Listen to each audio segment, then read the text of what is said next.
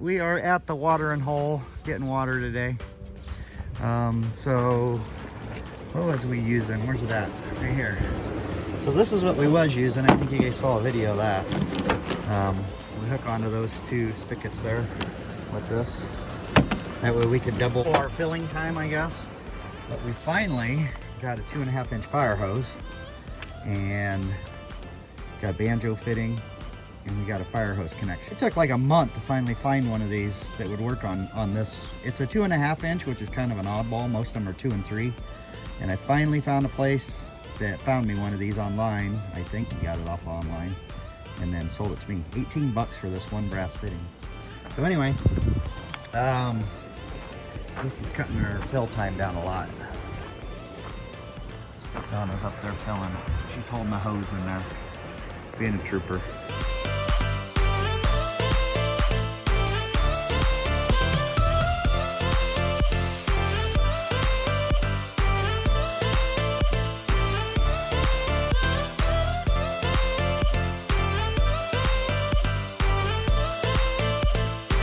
Okay, we are full.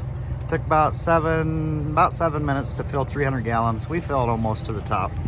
Okay, we got back from getting our water, and now I'll show you how we get it from the truck into our holding tank. We got our little generator and a drop cord in the cart. And we got to go over, transfer the water from the tank to our holding tank. And we think we might have got too much water because we was already at like 2,700 gallons. But I'm on call next week, so I can't leave down to Elfrida to get water. So we like to have it full before I go on call. Yeah, and she's got laundry to do today, so that'll use about 100 gallons. So we want to make sure it's full, but I think we're gonna be over full. But we'll get what we can in there. I know. Okay, so our fill hose is left in the tank with the sump pump. We just leave it in there all the time. So first step, remove the vent cap off the top of the big cap. Second step, don't fall off the ladder while you're trying to pull the hose.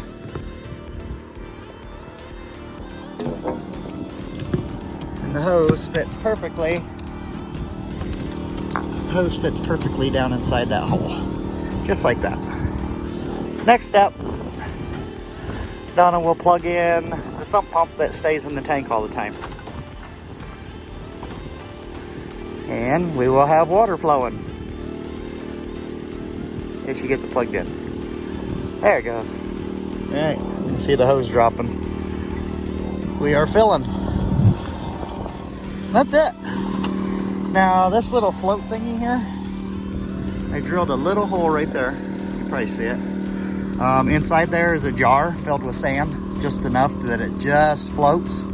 And I just tied a string onto it. And today is Dean's birthday. Happy birthday! Wow.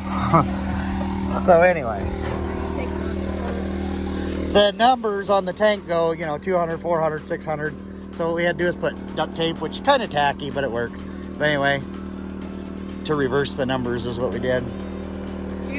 So as you can see, we're already down to the 400 would actually be 2,800, and the 200 is actually 3,000. So we're already at 2,800 gallons, and we've got 300 gallons in there. So the problem is when you get up to 3,000 gallons, this overflow pipe here, it'll get up beyond that, and we don't want that because then we lose all the water. It's got a banjo on it, as you can see here. That's how we used to fill it when we were paying somebody to come do it. He would hook his tank onto that with a banjo fitting and then fill it from the top. So we don't want it to get that high because then we're in trouble. We'll start losing our water out of there. So we'll see how it goes. If we can't get it all in there, what we'll do is just leave the tank in the truck for today. She can do her laundry or do our laundry, and then we'll just fill it again because we'll use about 100 gallon usually when we do laundry. So we'll see how it goes.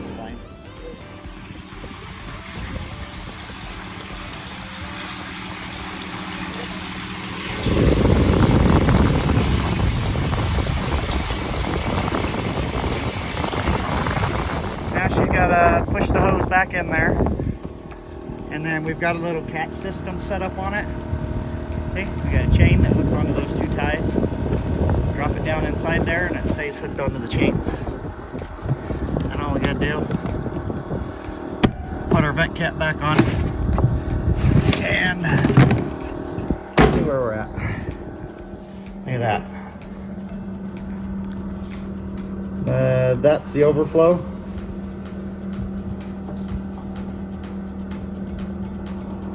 So you can see we're like an inch below the overflow. And the tank is dry. So we got it all in there. So don't worry about having some and having to fill it later. We are completely full. We cannot go any fuller. So 3,000 gallons of water in there.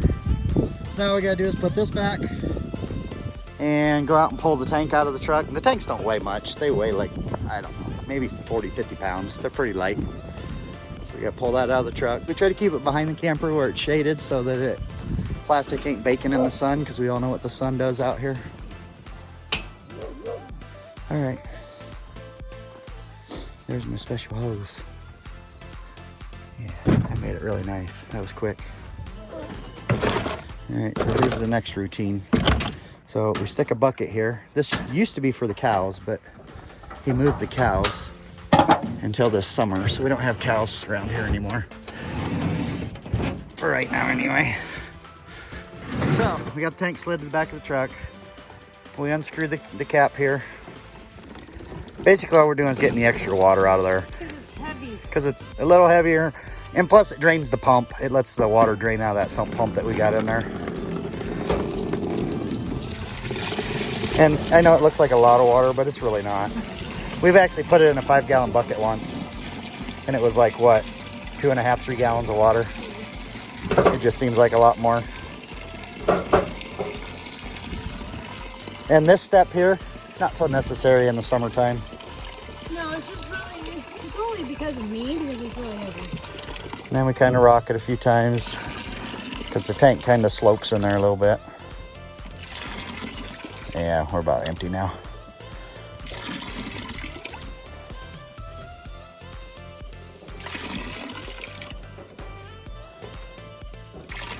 That's good.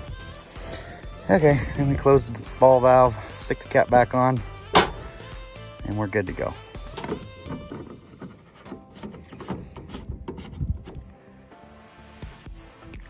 And then that bucket there, like I said, we used to leave it out here for the cows, but since we don't have cows, we don't have to really deal with them anymore. For now, anyway. I'll hold this so I can move this. Hey, go in there. And then we'll show you how we get it out of the truck, which isn't bad, but Donna hates it. It's out of the truck. Yeah, the camera fell over. Anyway, grab on here, grab on there on both sides. Just pick it up, set it down here. Like I said, we try to keep it out of the afternoon. Right here, it gets no afternoon sun at all, so.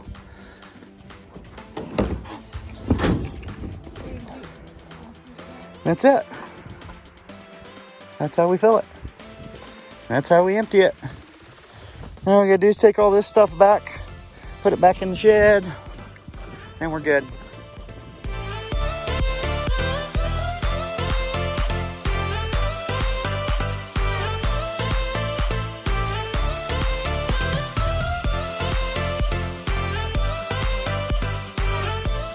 You know, I know it seems like a pain, but we only do that like once every other week.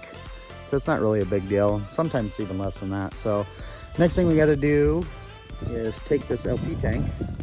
We're going to take it up. We're going to go have breakfast with her parents. We're going to take the LP tank with us, and we're going to get it filled while we're up there. We've only been going through one about every 8 to 9 days. Now that it's starting to warm up, we're running the furnace. So yeah, so that'd be it.